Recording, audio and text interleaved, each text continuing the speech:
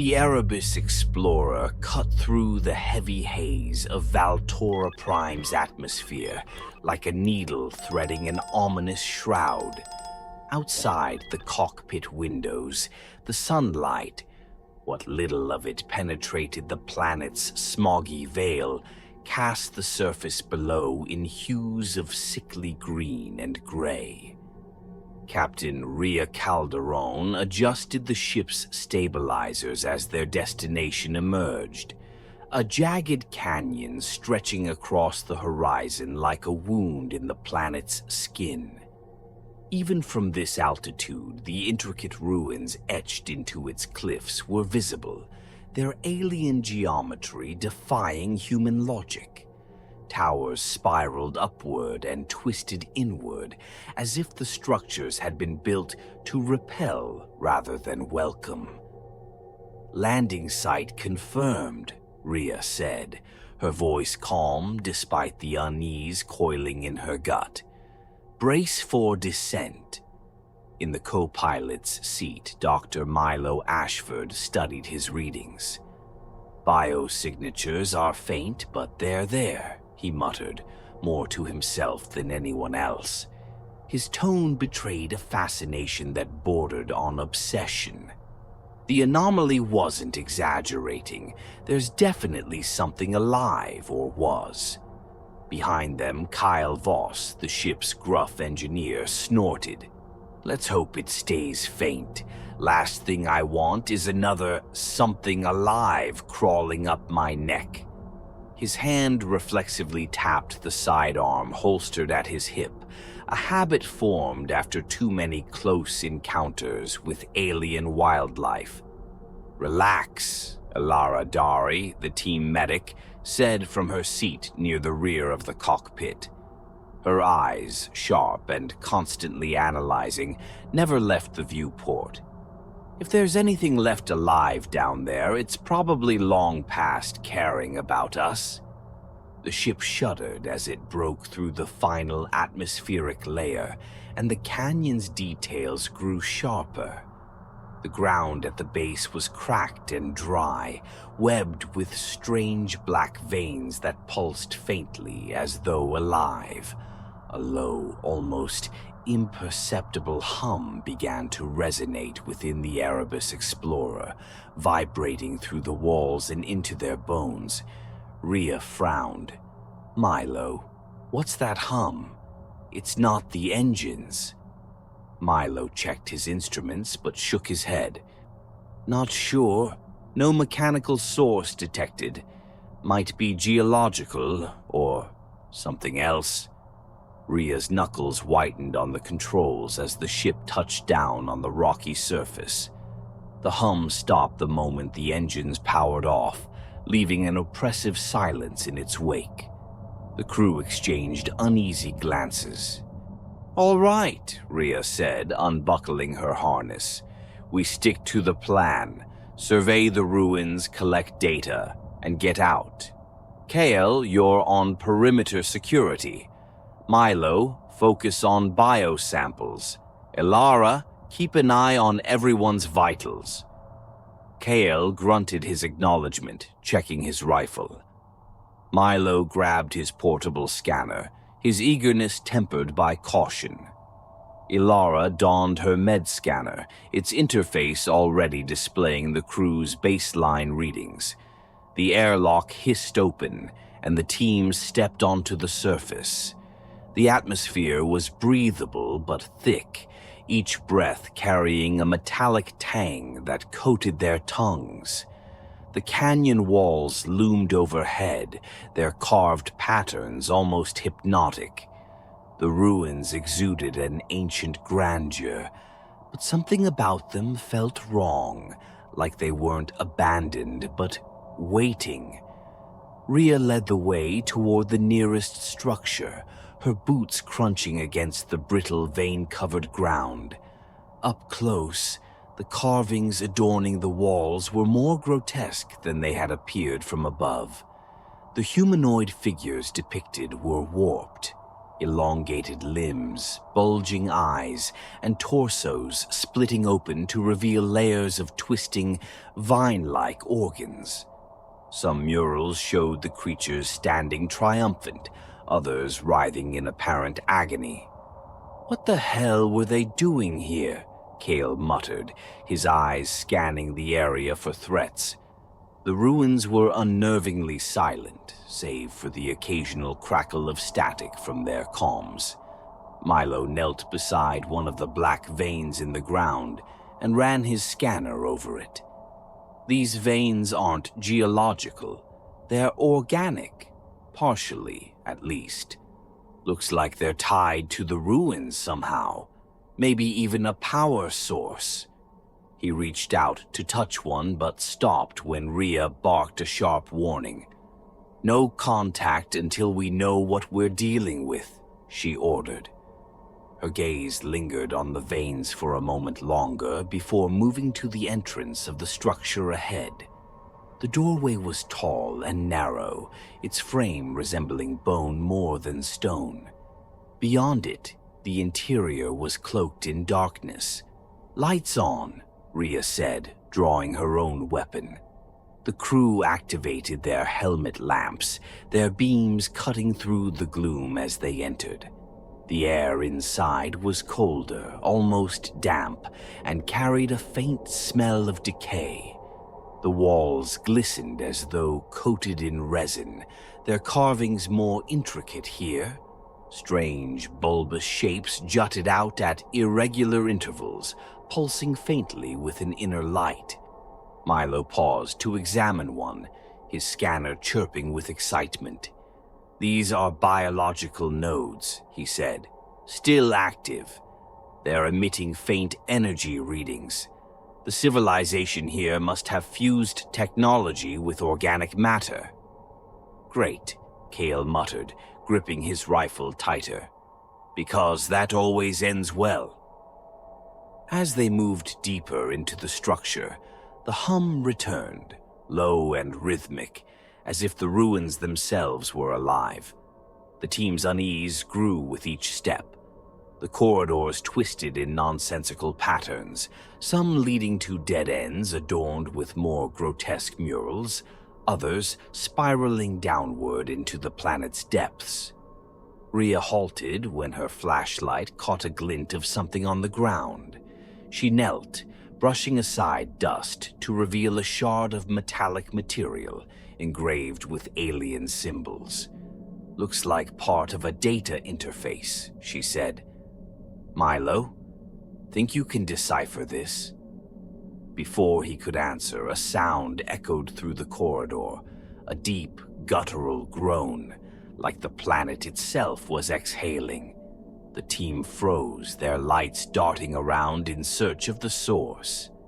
"Please tell me that was geological," Cale whispered, his voice tight. Ilara checked her scanner. "No seismic activity detected." The groan came again, closer this time. Then, faintly, the walls began to shift, the resinous surface rippling as though something massive was stirring beneath. "Out! Now!" Rhea ordered, her voice calm but firm. The team retraced their steps, the hum growing louder with each passing moment. As they exited the structure, the ground beneath them trembled. Rhea turned back to see the doorway closing, the bone-like frame melding into the wall. The veins beneath their feet pulsed violently, sending a shiver up her spine. They had barely scratched the surface, and already the planet felt hostile, alive in ways they couldn't yet comprehend. "We've got what we came for," Rhea said, trying to steady her breathing. "Let's regroup and reassess." But even as they made their way back to the ship, the hum lingered, as though the ruins were watching, waiting for their next move. The hum was louder now, resonating in their helmets, as the team pushed deeper into the ruins. The path twisted unpredictably, the once spacious corridors narrowing to a point where Rhea had to crouch to avoid the bulbous, pulsating growths lining the walls. The air was thick and humid, laden with a metallic tang that clung to the back of their throats. Every step felt heavier, as though the atmosphere itself was fighting to hold them back. Milo stopped abruptly, his scanner chirping. He knelt by the base of one of the pulsating growths and adjusted his device, his face illuminated by the glow of his helmet lamp. These nodes aren't just biological, they're linked to the structure itself, almost like a circulatory system. The energy readings are stronger here, much stronger than outside. Kale leaned against the opposite wall, his rifle at the ready. "So, what are you saying? The building's alive?"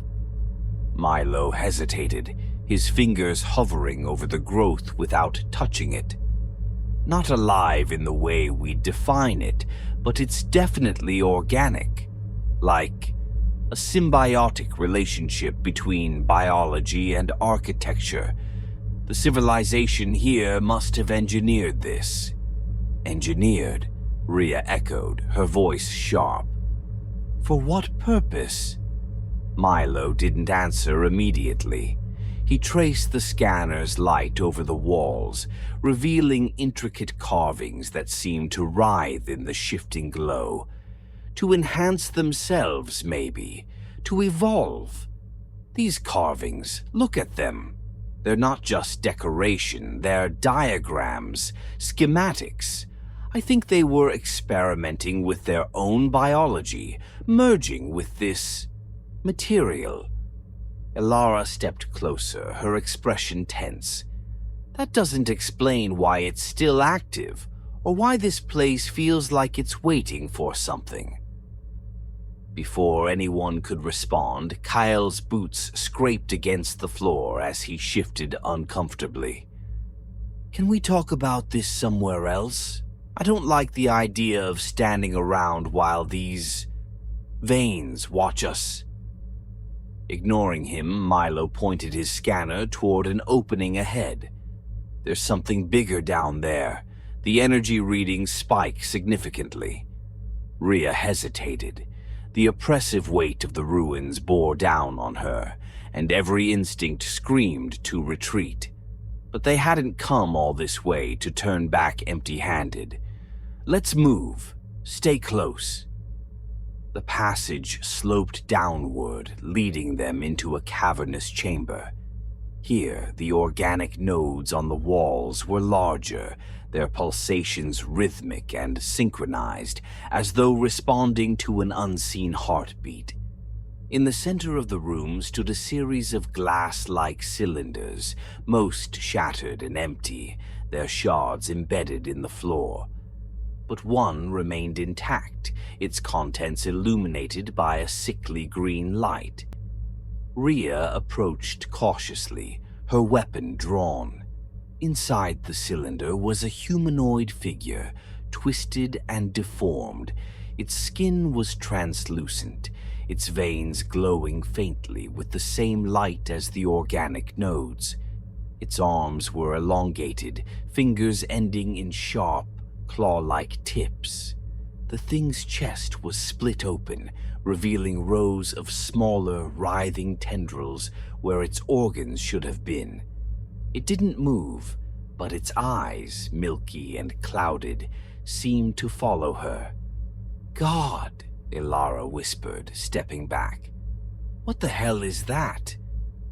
Milo's voice was hushed, reverent even. "It's them, the architects of this place, or what's left of them. They must have used the parasites to alter their biology, but it went wrong. This isn't evolution, it's mutilation." Kale swore under his breath, keeping his rifle trained on the figure. "Let's smash it and get out of here. This is sick."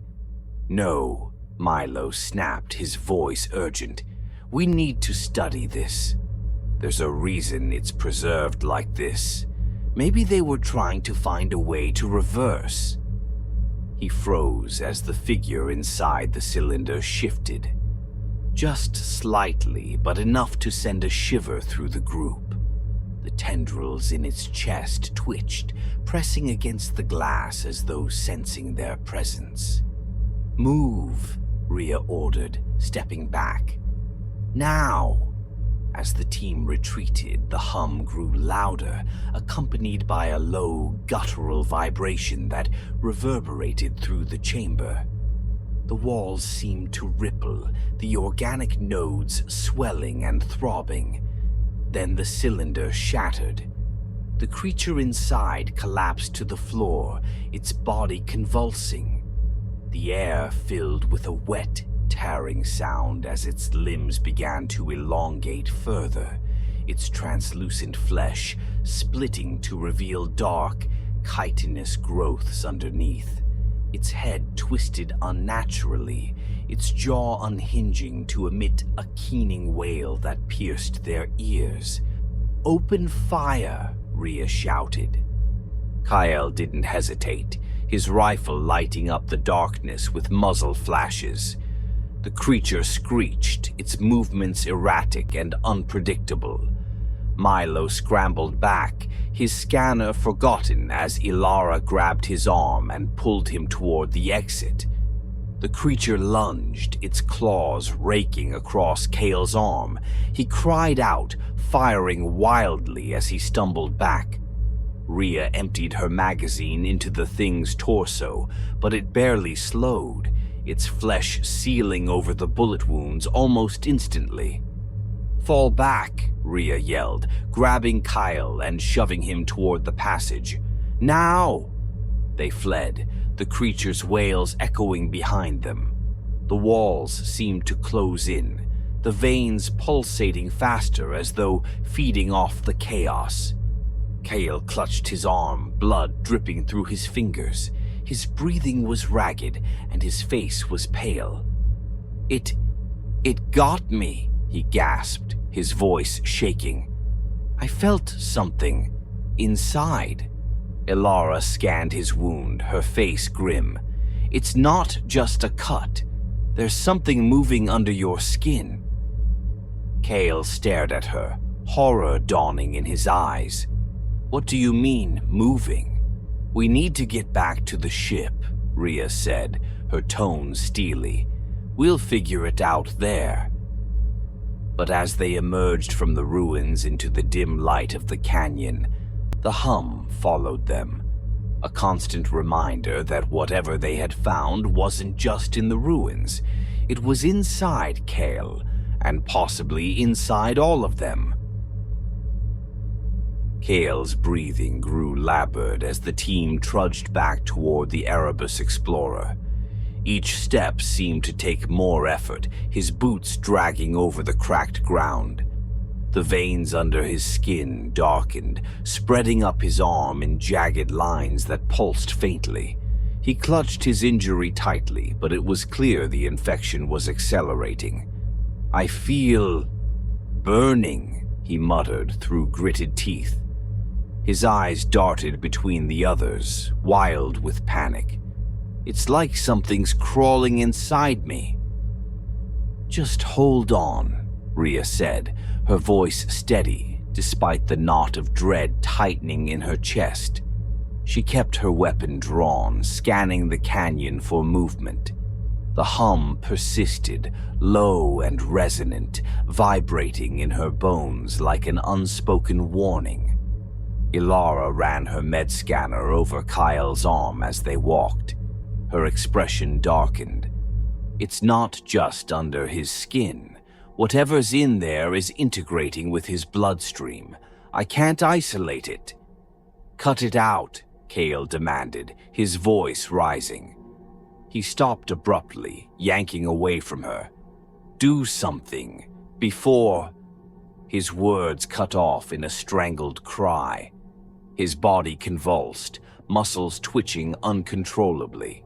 He dropped to his knees, his fingers digging into the ground as his back arched unnaturally. The veins under his skin bulged, twisting into jagged patterns that branched up his neck and across his face. "Ilara, help him," Rhea barked, rushing to Kale's side. "I don't know what to do," Ilara snapped, panic seeping into her voice. She rummaged through her medical kit, pulling out a sedative. "Hold him still." Milo knelt on Kale's other side, trying to pin his thrashing arm. "He's too strong." Kyle's head snapped up, his eyes now black and glistening. His jaw unhinged with a sickening crack, his teeth elongating into sharp, serrated points. A guttural growl escaped his throat, a sound that was no longer human. His free arm lashed out, claw-like fingers tearing through Milo's suit and drawing blood. "Milo, move!" Rhea shouted, firing her weapon point-blank at Kale. The bullets tore into his shoulder, but he barely flinched. His body twisted further, bones snapping and reshaping beneath his skin. His spine elongated, forcing him onto all fours as his limbs stretched unnaturally. "Fall back," Rhea ordered, dragging Milo to his feet. Ilara dropped the sedative, retreating as Kale let out an ear-piercing screech that echoed through the canyon. Kale, or what he had become, lunged forward, his movements erratic but horrifyingly fast. Rhea fired again, this time aiming for his legs. The impact slowed him, but only for a moment. His wounds oozed a viscous, dark fluid that seemed to harden and seal the damage within seconds. "We can't stop him," Milo shouted, clutching his bleeding arm as the group scrambled up a rocky incline. Kale clawed at the ground, his body convulsing as new chitinous growths sprouted from his back. His screams had devolved into guttural roars, a monstrous symphony of pain and rage. The hum in the air grew louder, as if the ruins themselves were responding to his transformation. They reached the crest of the incline, but Kyle was already upon them. He lunged at Ilara, who barely dodged, her medkit tumbling down the slope. His claws raked the air inches from her face before Rhea tackled him, shoving him off balance. He hit the ground hard, his claws digging into the rock as he scrambled back to his feet with inhuman speed. "Milo, grab the flare!" Rhea yelled. Milo fumbled with his belt, pulling out a flare and igniting it. The sudden burst of light and heat seemed to disorient Kale, who recoiled, hissing. His movements became jerky, less coordinated, as though the creature within him was still adapting to its new host. Taking the opportunity, Rhea grabbed a jagged piece of rock and swung it at Kale's exposed leg. The makeshift weapon struck true, shattering one of the hardened growths sprouting from his shin. He howled in pain, his black eyes locking onto her with a newfound ferocity. "Go!" Rhea shouted, throwing the rock aside and sprinting toward the Erebus Explorer. "Get to the ship!" Milo and Ilara didn't hesitate, scrambling toward the distant outline of the vessel. Kyle roared, his elongated limbs propelling him forward in erratic, loping strides. He was faster than any of them, and Rhea knew they wouldn't make it to the ship in time. She skidded to a stop, turning to face him. "Come on, you bastard!" she shouted, firing her weapon again and again. Each shot slowed him, but only for a moment. His body absorbed the damage, his twisted form regenerating faster than she could reload. Kale charged at her, but just as he reached striking distance, the ground beneath him collapsed. A sinkhole opened, its edges lined with the same pulsating veins they had seen in the ruins. He tumbled into the pit with a deafening roar, the darkness swallowing him whole. Rhea didn't wait to see if he would climb out. She turned and ran, her lungs burning as the ship came into view. Milo and Ilara were already inside, the ramp lowering as she approached. The moment she stepped aboard, Ilara slammed the controls, retracting the ramp. "What about Kale?" she asked, her voice trembling. Rhea shook her head, her chest heaving. "He's gone." The hum persisted, vibrating through the ship's hull even as they prepared for liftoff. Rhea glanced out the viewport, her gaze fixed on the ruins in the distance. The veins seemed to pulse in time with the hum, as though the planet itself was alive and aware of their presence. "We're not safe yet," she said, gripping the controls. "Whatever's down there, it's not done with us." As the ship lifted off, a shadow moved in the distance. A towering figure, its silhouette distorted and monstrous. It stood at the edge of the canyon, watching, waiting. The hum grew louder, filling the cabin with a sense of impending dread. Kale's voice, distorted and guttural, echoed faintly over the comms. "You can't leave." And then the connection went silent. The Erebus Explorer trembled as the engines roared to life, their vibrations reverberating through the metal hull. Rhea sat at the controls, her knuckles white as she fought the urge to look back at the ruins below. Her eyes flicked to the monitor, where Milo's face was pale and glistening with sweat as he worked to stabilize the ship's systems. Ilara hovered over him, tending to the deep gashes on his arm with trembling hands. The hum was still there, louder now, a ceaseless drone that seemed to emanate from the very planet itself. It pressed against Rhea's skull, threatening to drown out her thoughts. "Engines are operational," Milo rasped, his voice barely audible. "We're good to go." "Then we're leaving," Rhea said, her tone brooking no argument. She pulled the throttle and the ship lurched upward, breaking free of the cracked, vein-covered ground. As the Erebus Explorer rose into the smoggy atmosphere, the ruins below seemed to shift. The veins pulsed faster, the rhythmic hum rising in pitch. Shadows moved along the canyon walls, massive and grotesque, their forms defying logic. At the edge of the chasm, Kyle, or what was left of him, stood watching. His body was a grotesque fusion of flesh and chitin, his limbs stretched impossibly long. Black eyes glistened with an alien intelligence as he raised a clawed hand toward the ship. The comm system crackled to life, his voice distorted and guttural. "You can't escape. You are part of it now." Rhea's stomach turned, but she forced herself to focus. She gripped the controls, pushing the ship higher. "Mute comms," she snapped. The silence that followed was only marginally less oppressive than Kale's voice. Milo slumped in his seat, his breathing shallow. "He's not lying," he muttered. "The infection, it's not just in him. It's in the air, the ground. It's in us."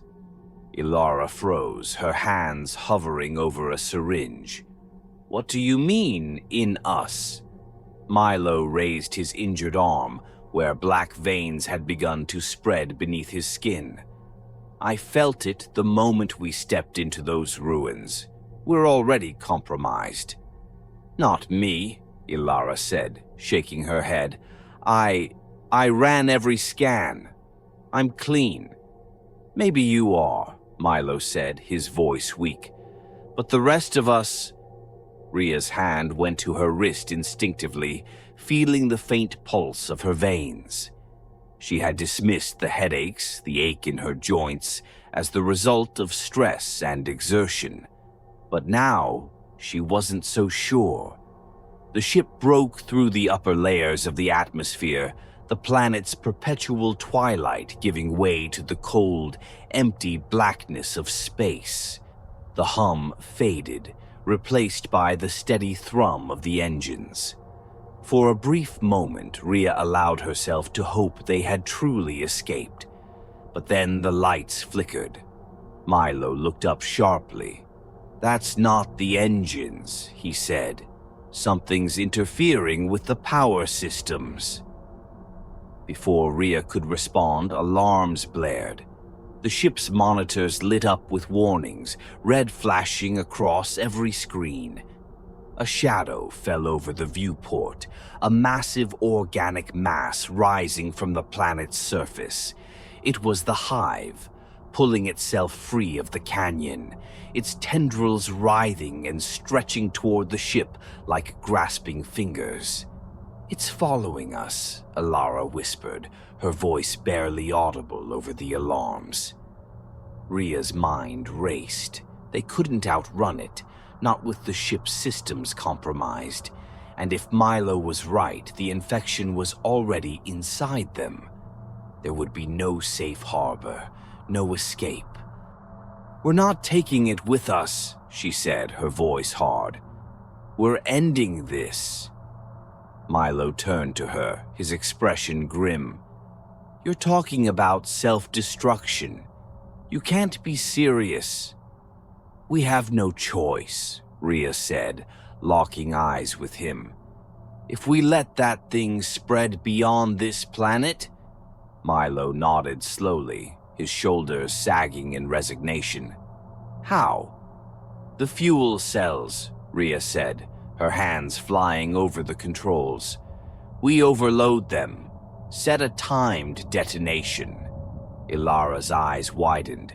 "You're going to blow up the ship, with us on it?" "There's no other way," Rhea said. "We've already lost. The best we can do is make sure this thing dies with us." The words hung in the air, heavy and final. Ilara looked away, tears streaming silently down her face as she tightened the bandages on Milo's arm. Milo simply stared at the floor, his expression hollow. Rhea activated the override sequence, her fingers trembling as she entered the final commands. The ship's systems began to count down, a calm, automated voice announcing the time remaining. 10 minutes. She turned to Milo and Ilara. "Escape pods. Now." "What about you?" Ilara asked, her voice cracking. "I'll finish the sequence," Rhea said. "Make sure it can't be stopped." Milo shook his head. "You won't have time to eject." "I know." For a moment, no one moved. Then Milo rose shakily to his feet, leaning heavily on Ilara as they made their way to the escape pods. Rhea watched them go, her chest tight with a mix of relief and sorrow. She turned back to the controls, her gaze fixed on the massive shadow filling the viewport. The Hive was closer now, its tendrils clawing at the ship's hull. Kael's distorted face appeared on the monitors, his voice a guttural snarl. "You can't stop us. We are forever." Rhea's lips curled into a grim smile. "Not today." The countdown ticked down to 1 minute as she locked the escape pod's trajectory, ensuring Milo and Ilara would clear the blast radius. Then she leaned back in her chair, her hand resting on the detonation trigger. The Hive's tendrils breached the hull, their slimy, chitinous forms tearing into the walls of the cockpit. Rhea stared into the black void of Kael's eyes as he appeared in the doorway, his monstrous form dripping with the Hive's essence. "For what it's worth," Rhea said, her voice steady, "you were a hell of an engineer." She pressed the trigger. The explosion lit up the void of space, a brilliant, fiery bloom that consumed the ship, the hive, and the ruins of Valtora Prime. For a moment, the hum ceased, replaced by silence as the light faded. Far away in the cold darkness, a single escape pod drifted silently. Inside, Milo and Alara clung to each other, their faces pale as they watched the distant explosion through the viewport. And then, in the quiet that followed, the hum began again, faint but unmistakable.